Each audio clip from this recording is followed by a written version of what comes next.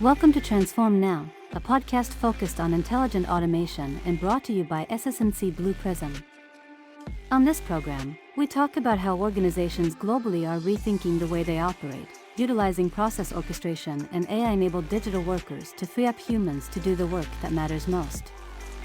We also share insights and tips on how you can embrace this new way of working and unleash your full potential.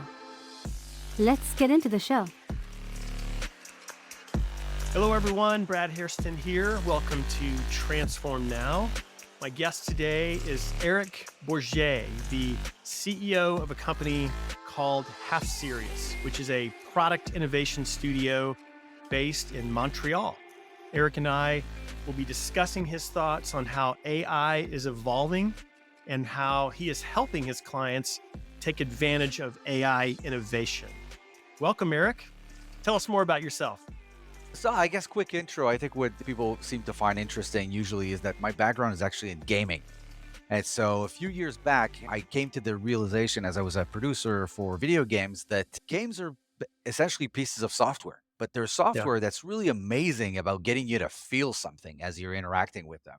And yeah, as I was using these other tools that were surrounding me in a sort of more business context, I started having a lot of thoughts of like, why is this doing such a poor job of making me feel successful and efficient and stuff like that? And so I really got into the psychology and the behavioral psychology of software, which led me to start this company called HalfSerious because the goal was to be, hey, we're going to take a different approach to software. yeah. And we believe that software is the sum of its experiences, and we're going at these experience in a way that's different. But we are still targeting B2B and things like that. Like the more boring it tends to want to be, the more interesting it is for us to try to do something interesting with it. Very cool. Gaming, you mentioned that as your background. NVIDIA started in gaming and it's worked out pretty well for them. So Yeah, no, they seem you're, to be doing okay. it's not a bad background to have these days. Yeah. Well, Eric and I met at an event in Toronto several weeks ago. We were both speaking at, and I found his story to be really interesting, his company to be interesting. And I love the name Half Serious. My wife would say that describes me pretty well most of the I time. think, you know what, from a branding standpoint, most people like to think of themselves as being half serious. And so it makes it easy for us to pass through all of our stickers and Sure. t-shirts and stuff like that. Yeah. Yeah. Why not just lay the groundwork right from the beginning? Hey, we're That's only it. half serious. Well, tell us more about the company before we Right. dive into the questions. Just what do you guys do? What is your core business? So we define ourselves as being an AI studio. And so typically our clients are going to be companies that believe that AI is going to play a significant role in either their industry or their company in general, but they don't really know exactly how they would go about doing something like this. And so engagements will start with something that looks a little bit like consulting, a Mhm. big, very structured brainstorming session with our designers and technologists to figure out what the possibilities are. And then depending on the way that they approach technology, we will either build something custom that they will own, or Mhm. we will deliver value through a product platform that we created, which is a digital labor platform, which Mm. to me is the most interesting thing about AI right now is thinking about it as labor. Yeah, and you heard me use that term a lot Yep. when I presented in Toronto. We love that as well. Digital labor. It really does personify what our technology, what AI as well is doing in organizations, the value it's delivering. I mean, it's an alternative labor source Right. when used the right way, for sure. Eric, in your opinion, what are some of the most exciting and also some of the scariest parts about the future of AI in business? I think the most interesting part is that ever since I've been on the market, was that like 20, 25 years ago, there's always been this statistic that depressed me, which is a lot of people do not feel satisfied with their work, right? And we dedicate to this thing that we call our careers or work Mhm, the best years of our lives, the best hours of our days, right? mhm, It's a significant endeavor and it does a lot to define how we see ourselves. And so mhm. it's a very big part of our experience as human beings. And so using digital labor, the concept of digital labor to me is being able to use technology so that it attacks the things that we probably don't want to do anyway, the Hmm. non-value added administrative work, the clerical, so that as human beings we could focus on things that are more in line with like creating connections with other human beings or to be more creative. And I don't mean painting and things like that, but I just mean like Yeah. creative problem solving and things like that. And so I think that if done correctly, we could have this, I want to say, relationship with these AI personas. I hesitate to characterize them too much as people or virtual people or Right. whatever, because so it's a little bit cringy. Yeah. But the more we could collaborate with this technology, I believe there's a path forward for us to be able to dedicate more time to things that are more fulfilling and to have a more fulfilling life. So Yeah. that's the most interesting thing. Okay. You said about the things that are scary. When I saw the ChatGPT 4.0 demo Hmm. and the intonation of that AI assistant and the Right. way that it was interacting with the user and it Yeah. was laughing at his jokes and everything, I for sure we're going to be stepping into some weird gray zones, man, of people developing very strong feelings for these Yeah. things, which Yeah. is ripe for overt manipulation by bad actors and stuff like that. So there's definitely a part of this that I feel AI is going to be really good at manipulating us or Yeah. taking us into places that are dark. And so that part actually scares me a little bit. I agree with you so much on both of those points. The first one, the part about creativity, I think when humans are enabled to create more, it leads to more fulfilling, more inspiring, more enjoyable work, even for those people that would not call themselves creative. And you're clearly a creative type. I am as well. But the science, I've looked into this, the science behind it even confirms that when you are doing work that uses your human skills, it's just more enjoyable, right? Right. And then on the other point, man, I am totally with you. I saw the commercials for 4. For Chat GPT 4.0, the part where the person was showing the phone or pointing it at their dog. And then the Chat GPT started talking to the dog like a human. I was cringing a bit because I'm like, I would rather a human say that to my dog. My dog is not going to react to a phone. And so, yeah, I found that to be a little bit disturbing and some other ways that Gen AI is being put forward by these large companies that I think can choose much better examples, much better use cases to Have you really. seen the one where the one of the guys is like acting as if he's going to go for an interview at OpenAI, and he's like, "I'm Yes. going," then it says, "Yeah, I like your T-shirt," and then he Right. puts a fishing hat, and then I forget what the AI says, but basically, Yeah. "Oh, you're so silly," and it starts laughing, and I'm like, "Man, those guys are gonna fall in love with for sure. It's happening. It's happening." Yeah. If you've seen the movie Her, that really comes to mind. Yeah, In your opinion, what is different between traditional software and then using AI-centric right. software? Where do you see the trend heading? I think what's really interesting, I remember my first aha moment in using ChatGPT back in the 3.5 days was I didn't really know exactly what to do with it. It's basically a chat, and I was getting it to write me little movie scripts.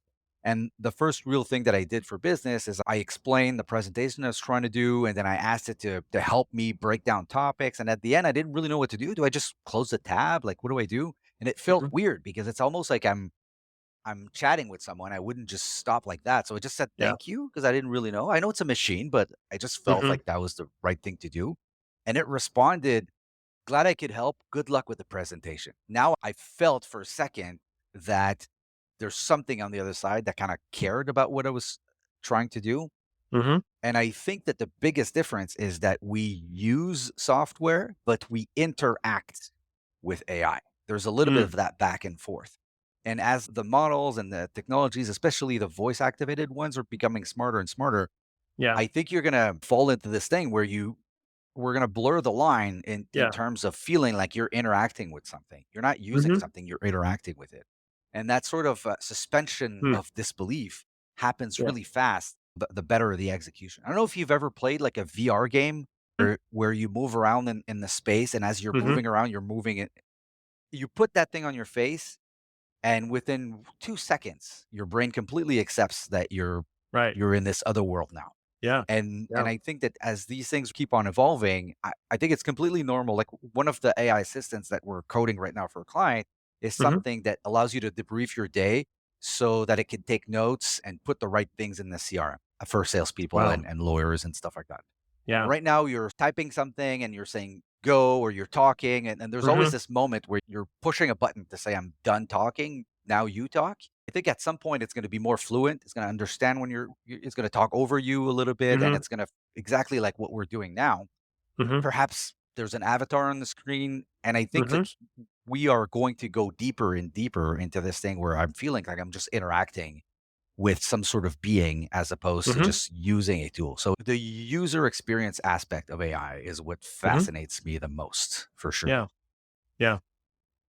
Well, let's talk about that a little bit further. You mentioned that Half Serious is known for being a design driven organization. Right. What is the role of design in the discipline of AI? Right. So the simplest way I have to explain it is that engineering solves technical problems, design solves human problems. And so design and design thinking as an empathy Mhm. based way of looking at things, which means that by default, because of the day to day of what an engineer does, they tend to develop a bias for what is a product and they see a product as the sum of its features and Mhm. capabilities versus a designer is going to view a product as the user journey and the user experience and what Mm. the person is feeling and the problem that it's able to solve. And so Mhm. even though from a technology standpoint, I think LLMs is the most significant innovation perhaps Mhm. in our lifetime, but I think that LLMs are features, they're not products. Mhm. And in order to have a well integrated product, you still need to have designers play a really big role in the way that these things are coming together as an experience. That makes sense. And we were founded, initially the first 5, 6 years of Half Serious was a design shop. So we were Okay. doing gamification, we were doing Mhm. user experience, user research. It was late in our history where we started building a technical team. And it Mhm. came from our clients saying, I love this concept. I just don't have anyone to do it internally. But Mhm. our inception was through design and user experience. And Mhm. what that allowed us to do, there's in a lot of companies, design and engineering, it's like design will do something, they throw it over the wall, and then Right. the engineers will take that as inspiration and build what they were going to be building. And the design is a suggestion. And the way that we've built our company and our workflow and our culture is really to say, look, the design is the embodiment of the contract between us as a team and the Mhm. user. And so engineering needs to then apply technology to be able to meet that contract. And so it is Hmm. design driven because it's user Yeah. driven. That's really fascinating the way your company has evolved like it has. Eric, you once said that deploying ChatGPT in your organization was generally a bad idea. Right. I got a lot of flack for that.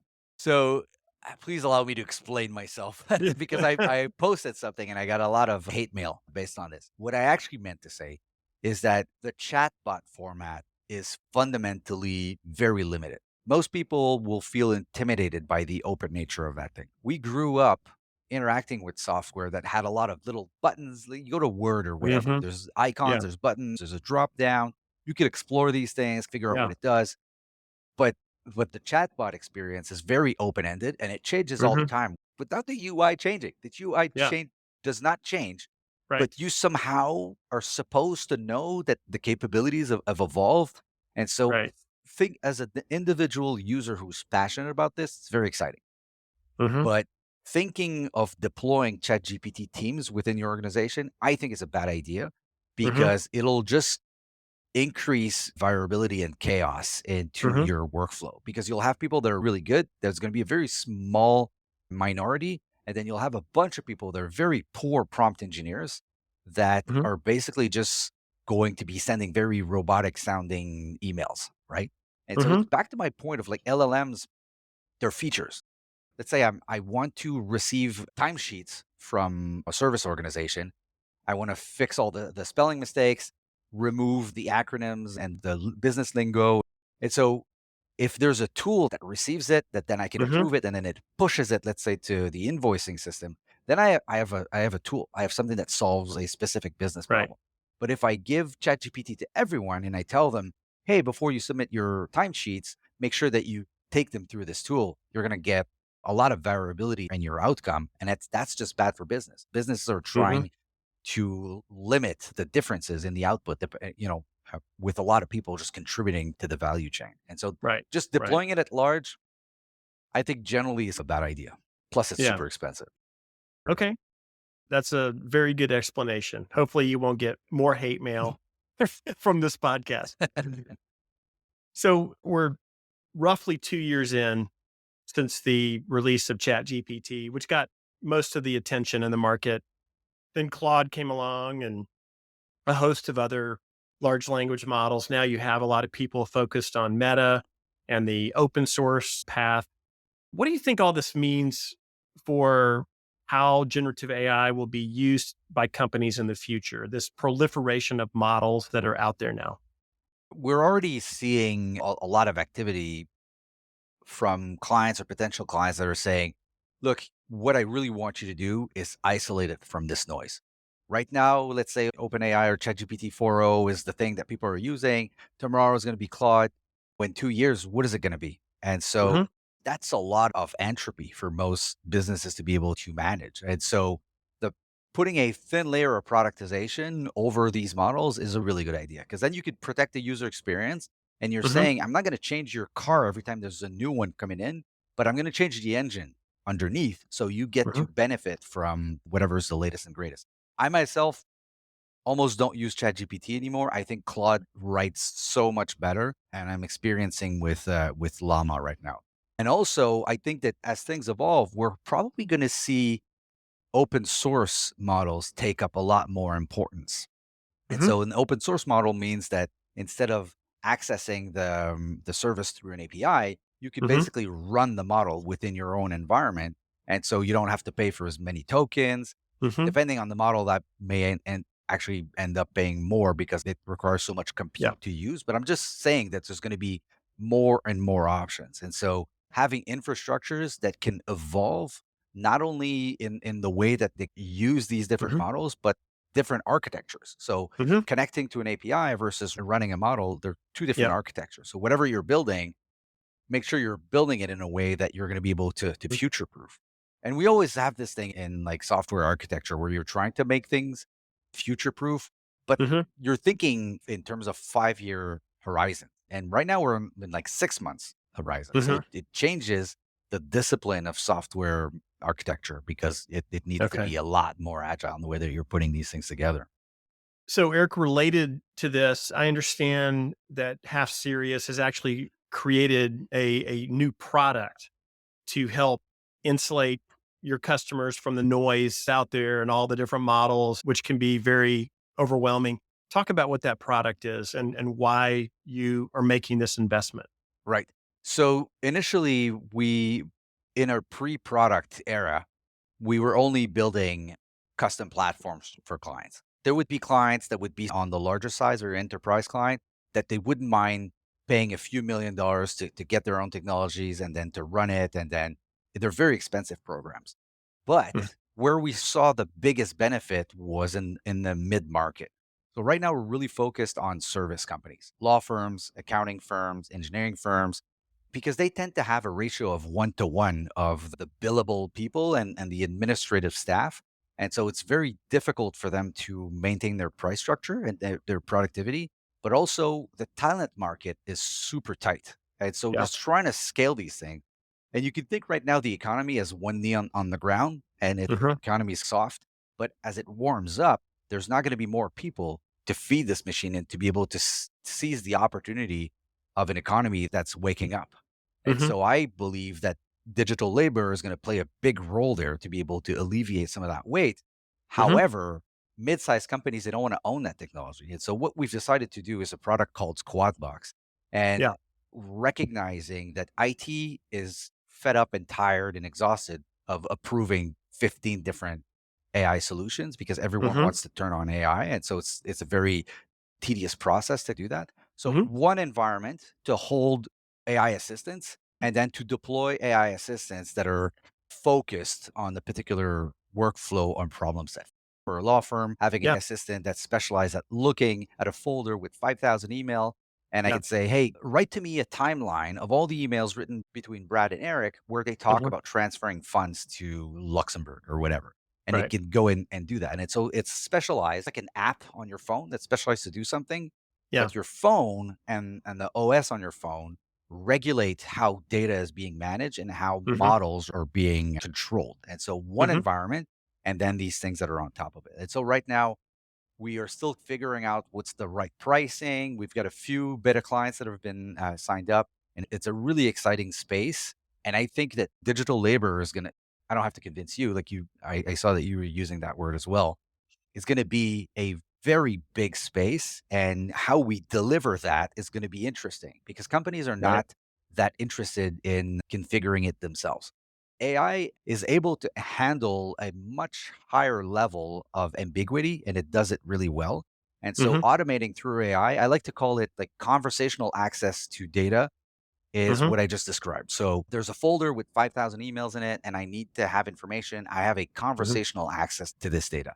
The Mhm. level that's right next to it is, which is tied closer to digital labor, is conversational automation. So once you Mhm. have this thing, you're like, now do this, push it to this, put it on the Right. invoice, and so on and so forth. Mhm. Sometimes what the clients will want is to say, hey, I would like it for it to express itself in a way that's a little bit more buttoned up, or like Mhm. lawyers will want the AI to talk a certain way. And to when it Yeah. writes memos, it writes them using their own little recipe. And so Mhm. it's definitely one of these things where it's not a pure play SaaS that you could just activate and start using like a Monday.com, but it's Yeah. closer to like a ServiceNow or something like that you're going to Okay. need us to help you configure that and then Yeah. maintaining. And I think that honestly, what people are looking for, and I give this advice to everyone in this industry, and just looking for people that are interesting to talk to about AI. A lot of these Mhm. clients are like, "Hey, we understand that this is a big deal and it probably is going to be evolving very fast and we're looking for a friend." So I think that platforms that are self-serve, I don't know that AI is going to be able to follow that path because I think you're Mhm. always because of the pace that everything is moving at, Mhm. you need to be higher touch, a Mhm. higher mid-touch type of service where you're there to answer questions and to Mhm. alleviate some concerns and just to be able to talk elegantly, competently, and be available to Right. answer questions of these clients because they're using a product, but they also want to ask questions in general Yeah. about it. So having a platform that the Yeah. client doesn't have to own means that it's more accessible for them in terms of the pricing model. Yep. And for us, it's interesting because we're developing AI assistants that hopefully we're going to be able to reuse. And so there's an efficiency there. So it's been an exciting, stressful, and a very creative journey that I've really Yeah. enjoyed. Yeah. Absolutely. Now, some people are positioning these AI assistants or AI agents as virtual employees, and it can cause some tension in certain circles. What is your opinion on that? Yeah. I need to be honest. That is where I was going at first. Before using the word AI assistant, I played around with colleague, coworker, and in the end, it did not test well. Mhm. Geeks like you and I probably might get excited about something, but for most people, they thought it was very cringy and scary, and it Mm. makes it sound like you are now going to be competing as an employee with virtual employees, and I actually Yeah. don't believe in Yeah. that vision. And so assistance is a little bit more, it's a subordinate function. It's there to help. You have a couple of them around you Mhm. depending on what you're trying to do. But we did toy around with those words. I don't think it's gonna catch on. I think people are turned off immediately. And I see Yeah. some ads sometimes with like, I'm so tired of these things. First of all, the images for the ads are AI generated, and it's like a robot with a little briefcase. I'm like, "Oh my god, it's awful." Right, so it's Yeah. I see it Yeah. right now. I think it's gonna go away. I think it's bad taste. Another difficult topic is just the impact of AI in terms of replacing people. And I know you have a very optimistic perspective on this. So can you elaborate on that? Right. I think it's back to what we said initially. I think that my optimistic view is that and I've been in digital transformation for a long time. So getting people to adopt things is obviously key. Like it's not a cherry on top. It's a Hmm. thing that needs to happen, right?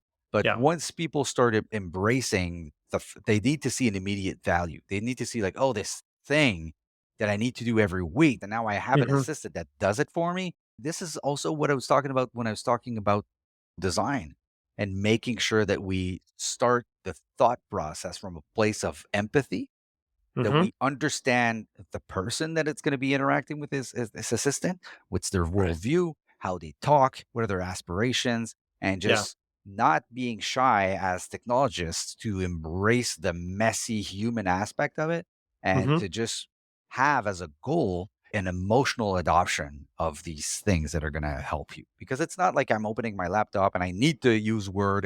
A lot of these things you need to rely on the efforts that this is discretionary, the discretionary effort of people to Yeah. try to start working with these things. And so Hmm. it's going to be a big part of this is like, how do we get people to embrace it? How do we pull people in so they feel Yeah. like they want to embrace it?